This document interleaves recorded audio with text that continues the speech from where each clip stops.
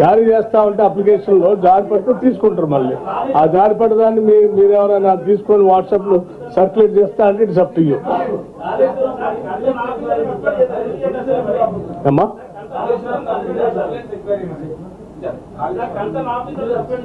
appreciate it. If we have done any mistake, government has immediately responded and taken action.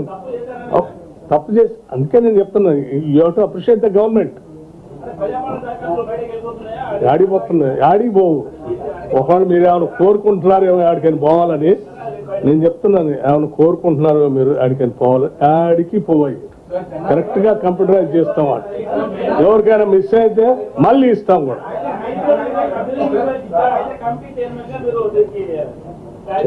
చెప్తాను, రోజు చెప్తా, ఒక్కరోజు కాదు. ఏం పోవు, ఎవరికైనా పోతే మళ్ళీ తీసుకుంటాం. It is a continuous process. మీలాగా పాత ప్రభుత్వం లాగా ఒక నిమిషం పాత ప్రభుత్వం లాగా ఇవాళ ఒక్కరోజు ఓపెన్ చేసి మళ్ళీ తెల్లారి బంద్ చేసేది లేదు. 365 days ఓపెన్ ఉంటుంది.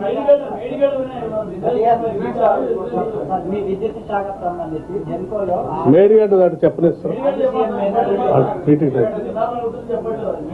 సారీ అండి, చెప్పండి. మేడిగడ్డ ఏంటి? ఏం కాదు.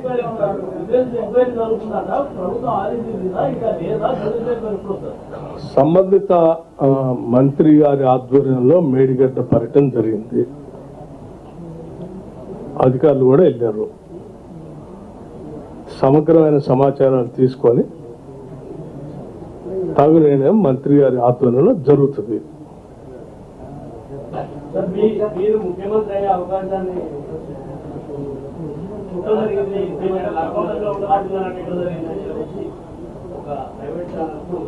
కొన్ని ఛానల్స్ పని కట్టుకుని అదే పనిలో ఉన్నాయి. So I pity them, leave it. అది కూడా అంటున్నా, అదే పని కట్టుకుని అదే ప్రకారంగా వార్తలు రాసి ఆనందపడాలని ట్రై చేస్తా ఉన్నారు.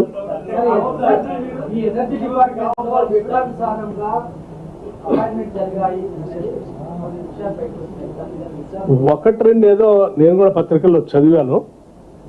మా డిపార్ట్మెంట్ సంబంధించిన అధికారులు కూడా చెప్పాను. నేను అటువంటి ఏమైనా ఉంటే ఎంక్వైరీ చేసి నాకు పెట్టాలి. అదే చెప్పాను, ఇప్పుడు చెప్పింది. తప్పనిసరిగా అటువంటి ఏమైనా ఉంటే ఎంక్వైరీ చేసి నాకు నోట్ పెట్టమని కూడా చెప్పాను.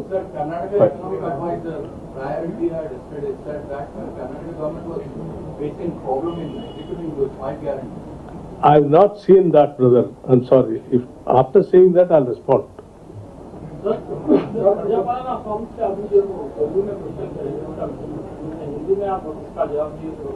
प्रजापालन के लिए क्या हुआ, अच्छा हो रहा बोल के पूछा. बहुत बेहतरीन चल रहा, अच्छा चल रहा बोल के मैं आपसे. ऑनलाइन किया जाता तो ये अब ऑनलाइन का क्यों बताया जा रहा, पहले से क्यों ऑनलाइन नहीं किया गया प्रजापालन अकाउंट? ऑनलाइन का जैसे एक थ्योरी है, आपको कार्ल मार्क्स का थ्योरी मालूम है आपको? एलिनेशन थ्योरी बोल के बोलते. Any mechanisation, anything which is not connected to the people directly, it is called as alienation theory. దానివల్ల ప్రజలకి అంటే మనుషులు మానవ సంబంధాలు తెగిపోతాయి. ఆ మానవ సంబంధాలు తెగిపోకుండా ఉండటం కోసం డైరెక్ట్ గా నేరుగా ప్రజావాణి కార్యక్రమం పెట్టి ప్రజలతో మమేకమై వాళ్ళ దగ్గర నుంచి అప్లికేషన్ తీసుకోవాలనేది మా ఆలోచన. ఓకే,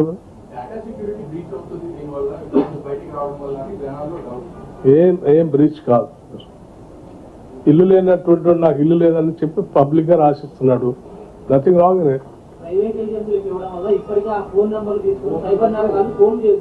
ఇల్లు కట్టిస్తా అని చెప్తున్నారా? అన్నారు కదా బ్రదర్, తప్పే లేదు. ఓటీపీ గురించి అందులో ఇల్లు లేని వాళ్ళు అప్లికేషన్ పెట్టుకున్నారు, లేకపోతే పెన్షన్ రావాల్సిన వాళ్ళు అప్లికేషన్ పెట్టుకున్నారు. సైబర్ నేరగాళ్ళు ఎవడని ఫోన్ చేసి నేను పెన్షన్ ఇస్తా అంటే ఇబ్బంది ఏం లేదు, ఇల్లు కట్టిస్తా అంటే ఇబ్బంది ఏం లేదు.